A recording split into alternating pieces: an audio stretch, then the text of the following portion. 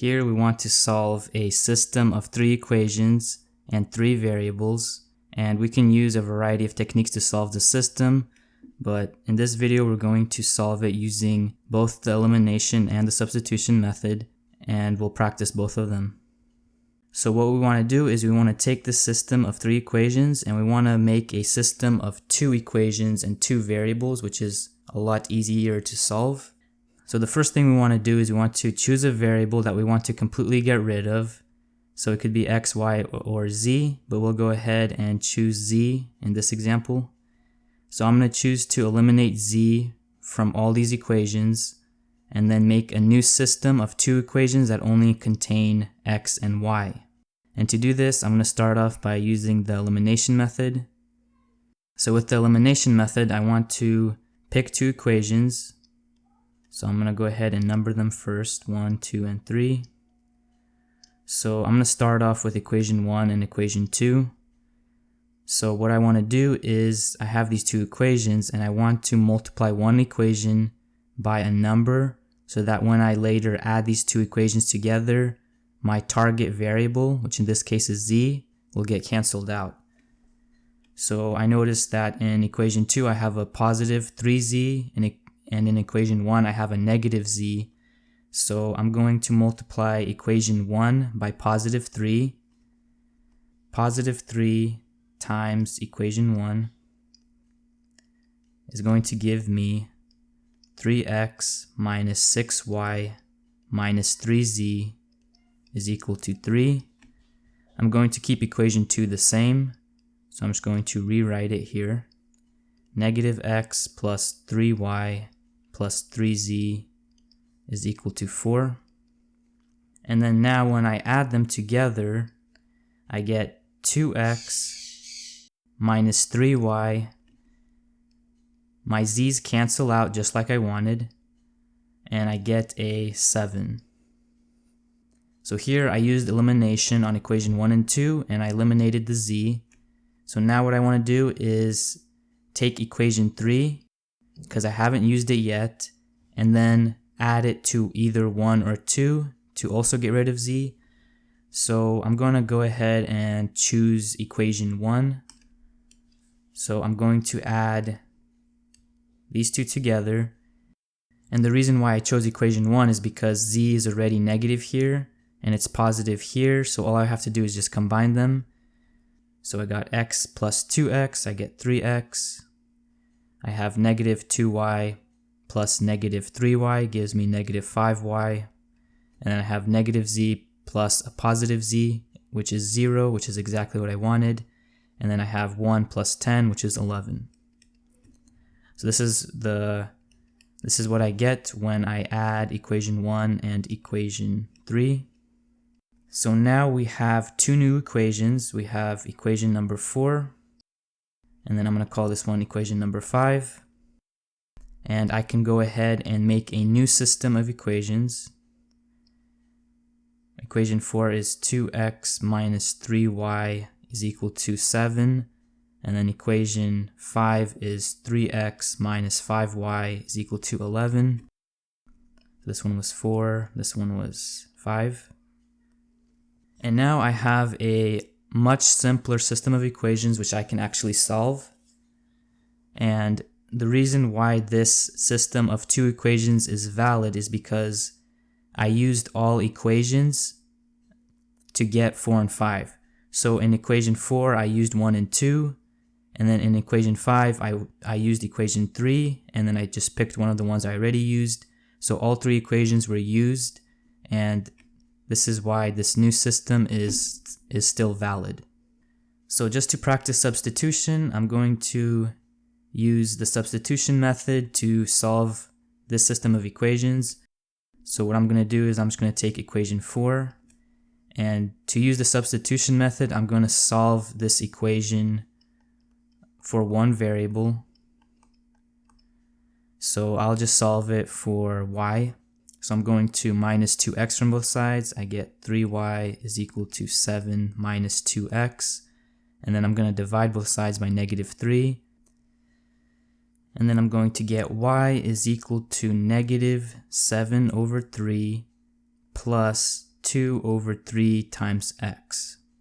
So here I solved equation 4 for y.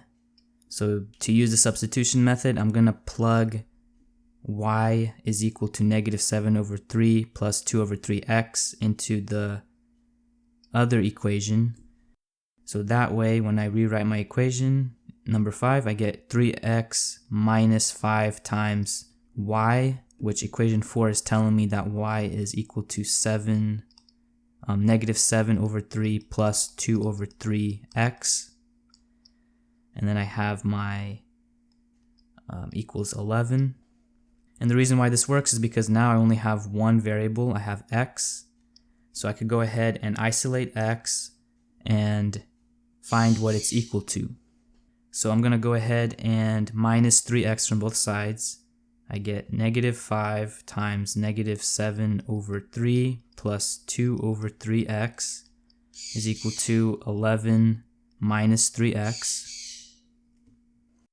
And then I'm going to distribute the negative 5. So I get positive 35 over 3 minus 10 over 3 x is equal to 11 minus 3x. So then I'm going to minus 11 from both sides. I get 35 over 3 minus 11 minus 10 over 3x is equal to negative 3x. I'm going to add this x term to both sides, giving me 35 over 3 minus 11 is equal to negative 3x plus 10 over 3x. And then I have some fractions, so I have to make a common denominator. I'm going to rewrite 11 as being equal to 33 over 3, because 33 divided by 3 is 11. And then I'm also going to rewrite this negative 3x as being negative 9x over 3, because negative 3 divided by 3 is negative 3, which is what it was originally. So when I go ahead and do the arithmetic, I have 35 over 3 minus 33 over 3. That's going to equal to 2 over 3 is equal to. And then on the other side, I have negative 9 over 3x plus 10 over 3x. That's going to give me 1 over 3x. And then lastly, I can multiply both sides by 3. And when I do that, I get x is equal to 2. So using the substitution method, I got x is equal to 2. We practiced using the substitution method, but in this case, it probably would have been easier to just go ahead and use the elimination method, but that's up to you guys. So now that we know that x is equal to 2, we can go ahead and take this x value of 2 and plug it into one of these equations, 4 or 5, and that'll give us the y value. So I'll just go ahead and pick equation 4. I'm going to plug in x is equal to 2. So I get 2 times 2 minus 3y is equal to 7. So that equals 4 minus 3y is equal to 7. I can minus 4 from both sides, giving me negative 3y is equal to 7 minus 4, which is 3. And then dividing both sides by negative 3, I get y is equal to negative 1. So now that I know what x and y are equal to, I can go ahead and go back to one of my original equations. And I'm going to plug in the x and the y and then solve for z. So I know that x is equal to 2 and I know that y is equal to negative 1. So I'll just randomly pick one of these equations. I'll just pick equation number 1. So equation number 1, if I plug in x is equal to 2 and y is equal to negative 1, I get 2 minus 2 times negative 1 minus z is equal to 1. And then I have a 2, we have a minus negative 2, so that's going to be plus 2 minus z is equal to 1. So I have 4 minus z is equal to 1. I'm going to subtract 4 from both sides and I get negative z is equal to negative 3. I'm going to multiply both sides by -1, and I finally get that z is equal to +3. And that's it. We solved for x, y, and z. We have the solution for this system of equations. And the solution is that x is equal to 2, y is equal to -1, and z is equal to +3.